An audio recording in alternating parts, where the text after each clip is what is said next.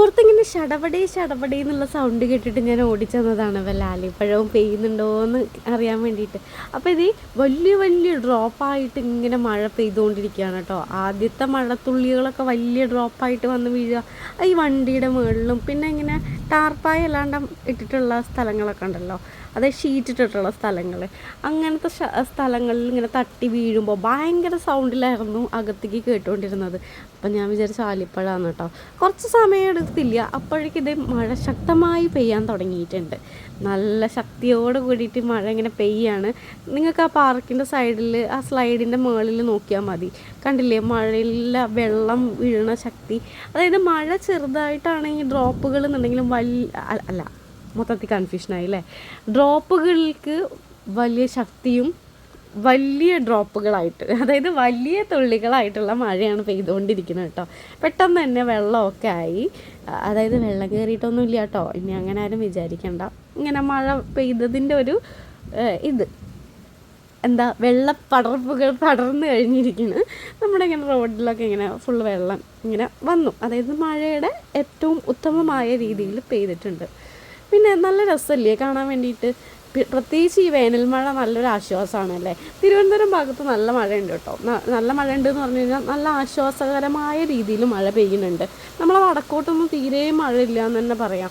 ഇവിടെ കൂടിയ താപനിലയായിട്ട് എനിക്ക് തോന്നിയിട്ടുള്ളത് 33 ഡിഗ്രിയാണ് കേട്ടോ. അതായത് ഞങ്ങൾ നിൽക്കുന്ന സ്ഥലത്തിൻ്റെയാണ് ഞാനീ പറയുന്നത്. ഞാനിപ്പോൾ ഉള്ളത് തിരുവനന്തപുരത്ത് സിജോ കോംപ്ലക്സിൻ്റെ പൂങ്കുളത്താണ് ഉള്ളത് കേട്ടോ. ഇവിടെ ഭയങ്കര കംഫർട്ടബിളാണ്. തിരുവനന്തപുരം പൊതുവേ ക്ലൈമറ്റിൻ്റെ പരമായി പറയുകയാണെന്നുണ്ടെങ്കിൽ വലിയ വെള്ളപ്പൊക്കം ഇല്ലാത്തൊരു സ്ഥലമാണ്. അതുപോലെ ഇതുപോലെ, അതായത് ഇതുപോലെ ആകെ എന്തുപോലെ, അതായത് മഴയും കിട്ടുന്നു. ഈ വേനലിലൊക്കെ നല്ല മഴയൊക്കെ കിട്ടി നല്ല തണുപ്പായിട്ട് കിടന്നുറങ്ങാൻ പറ്റിയൊരു സ്ഥലം. പൊതുവേ നമ്മൾ പറയാറുള്ളൊരു കാര്യമുണ്ട്, തിരുവനന്തപുരം നമ്മൾ വടക്കോട്ടുള്ള ആൾക്കാർക്ക് തീരെ തിരുവനന്തപുരം ഒന്നും ഇഷ്ടമല്ല. അതായത് തെക്ക് ജില്ലകളിലുള്ള ആൾക്കാരെ ഇഷ്ടമല്ല, സ്ഥലവും ഇഷ്ടമല്ല. ഒന്നാമത് നമുക്ക് നല്ല വടക്ക് ഭാഗത്ത് നല്ല രുചികരമായ ഫുഡുകളും സ്നേഹനിധികളായ ആൾക്കാരും ഉള്ളത് കൊണ്ടായിരിക്കും. അപ്പോൾ പൊതുവേ നമ്മളെന്ന് പറഞ്ഞു കഴിഞ്ഞാൽ പറയാറുണ്ട്, നല്ല മഴ ഒക്കെ കിട്ടുക എന്ന് പറഞ്ഞു കഴിഞ്ഞാൽ അത് ഭാഗ്യമാണ്. ആ ഭാഗ്യത്തിൻ്റെ കൂടെ ആ നാട്ടിലുള്ള ആൾക്കാരും നല്ല സ്വഭാവം ആയതുകൊണ്ടാണ് എന്നൊക്കെ കേട്ടോ. അപ്പോൾ പൊതുവേ ഇപ്പോൾ പറയാനുള്ളതെന്ന് വെച്ചാൽ ജീവിക്കാൻ കൊള്ളാവുന്ന ഏറ്റവും നല്ല ജില്ലയായിട്ട് തിരുവനന്തപുരം മാറിക്കഴിഞ്ഞിരിക്കുന്നു ഗൈസ്. അതുകൂടാതെ തന്നെ തിരുവനന്തപുരത്ത് ആൾക്കാരെല്ലാം മാറിയിട്ടുണ്ട്. കണ്ടില്ലേ ഇവിടെ മഴയൊക്കെ പെയ്യണത് പഴയ പോലെയൊന്നുമല്ല. തിരുവനന്തപുരത്ത് ആൾക്കാർ മാറിയിട്ടുണ്ട്. അതോ ഇനി വടക്ക് ജില്ലകളിലുള്ള ആൾക്കാർ കുറേ പേര് ഇങ്ങോട്ടേക്ക് മാറിയിട്ടുള്ളത് കൊണ്ടാണോ എന്നറിയില്ല. പൊതുവേ നല്ല മഴയൊക്കെ കിട്ടി നല്ല സുഖകരമായ ഒരു ക്ലൈമറ്റിലാണ് ഇപ്പോൾ തിരുവനന്തപുരം പോകുന്നത്. ഇതിൻ്റെ കൃത്യമായ കമൻറ്റുകൾ നിങ്ങൾ കമൻറ്റ് ബോക്സിൽ രേഖപ്പെടുത്തും എല്ലാവരും എന്ന് വിചാരിക്കുന്നു കേട്ടോ. എനിക്ക് പൊതുവേ ഇപ്പോൾ തിരുവനന്തപുരത്ത് നിൽക്കാൻ, അതായത് ക്ലൈമറ്റ് പരമായിട്ട് എനിക്ക് ഭയങ്കര ഇഷ്ടമാണ്. കാരണം നമ്മുടെ നാട്ടിൽ എന്ന് പറഞ്ഞു കഴിഞ്ഞാൽ, അതായത് നാടെവിടെയെന്ന് അറിയാമല്ലോ അല്ലേ, മലപ്പുറം തിരുനാവായിയാണ് സ്ഥലം. അപ്പം തിരുനാവായിലൊക്കെ എന്ന് പറഞ്ഞാൽ 38 38 എന്നൊക്കെ പറയുമ്പോൾ തന്നെ എനിക്ക് ആലോചിക്കാൻ പറ്റുന്നില്ല, അത്രയ്ക്ക് ചൂടാണ്. പിന്നെ പാലക്കാട് കോഴിക്കോട് ഭാഗത്ത് കുറച്ച് കൂടുതലുണ്ട്. അതായത് കോഴിക്കോടല്ല, പാലക്കാട് തൃശ്ശൂർ ഒക്കെ 41 ഉണ്ട് എന്നും പറയുന്നുണ്ട്. ഇതൊക്കെ നമ്മൾ പത്രമാധ്യമങ്ങളിൽ കണ്ടിട്ടുള്ള വാർത്തകളാണ് കേട്ടോ. അപ്പോൾ എത്രത്തോളം ഉണ്ടെന്ന് അറിയില്ല.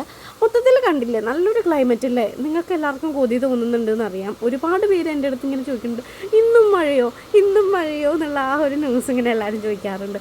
ഇന്ന് മഴ പെയ്തോ? പിന്നെ നാട്ടിൽ നിന്ന് വിളിക്കുമ്പോൾ ചോദിക്കാറുള്ളതാണ്, നിങ്ങൾക്ക് മഴയാണല്ലോ, ഞങ്ങൾക്കും മഴയാണ്, പക്ഷെ ഞങ്ങൾക്ക് ഇവിടെ നിന്ന് വെയിലിൻ്റെ ആഘാതമാണ് എന്നൊക്കെ പറയാറുണ്ട്. അപ്പോൾ പൊതുവേ അവിടെ നല്ല വെയിലാവുമ്പോൾ ഇവിടുത്തെ ഈ മഴ കാണുമ്പോൾ എല്ലാവർക്കും അസൂയുണ്ടെന്ന് അറിയാം. എന്നാലും അസൂയപ്പെട്ടോളൂ, ഞങ്ങൾക്ക് നല്ല മഴയാണ്, നല്ല സുഖമാണ്, നന്നായിട്ട് കിടന്ന് ഉറങ്ങാൻ പറ്റുന്നുണ്ട്.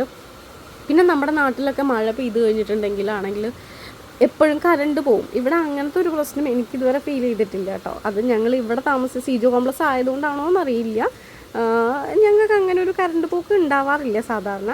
കൂടാതെ തന്നെ എന്ന് പറഞ്ഞു കഴിഞ്ഞാൽ നമ്മുടെ നാട്ടിലിപ്പോൾ ഇത്രയും കൊടും വെയിലത്ത് ചൂട് പൊള്ളുന്ന സ്ഥലങ്ങളിൽ ലോഡ് ഷെഡിങ്ങും ഉണ്ട്. അപ്പോഴത്തെ അവസ്ഥ ഒന്ന് ആലോചിച്ച് നോക്കൂ. ഒരുപാട് വീഡിയോ ഞാനിപ്പോൾ ഇൻസ്റ്റാഗ്രാമിൽ ഫേസ്ബുക്കിലൊക്കെ ആയിട്ട് കാണുന്നുണ്ട്. കുട്ടികളൊക്കെ ഇങ്ങനെ, അതായത് ന്യൂ ബോൺ ബേബീസിനൊക്കെ ഇങ്ങനെ ചൂട് സഹിക്കാൻ പറ്റാഞ്ഞിട്ട് കരയുന്നതും അങ്ങനെയൊക്കെ കുറേ വീഡിയോസ് കണ്ടു കേട്ടോ. അപ്പോൾ നമ്മുടെ KSEBയിൽ ചേട്ടന്മാർ എന്തെങ്കിലും പോകും വഴികൾ ഉണ്ടാക്കി തരുമെന്ന് ഞാൻ വിചാരിക്കുകയാണ്.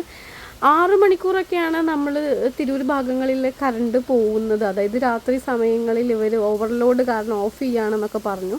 അങ്ങനെയൊക്കെ ഇതാകുമ്പോൾ എനിക്കൊന്നും ആലോചിക്കാൻ പറ്റണില്ല, അത്രയും ചൂട് എങ്ങനെയാണ് താമസിക്കുക എന്നൊക്കെ ഉള്ളത്. പക്ഷേ ഞങ്ങൾക്ക് ഇവിടെ മഴ ഉണ്ട് കേട്ടോ.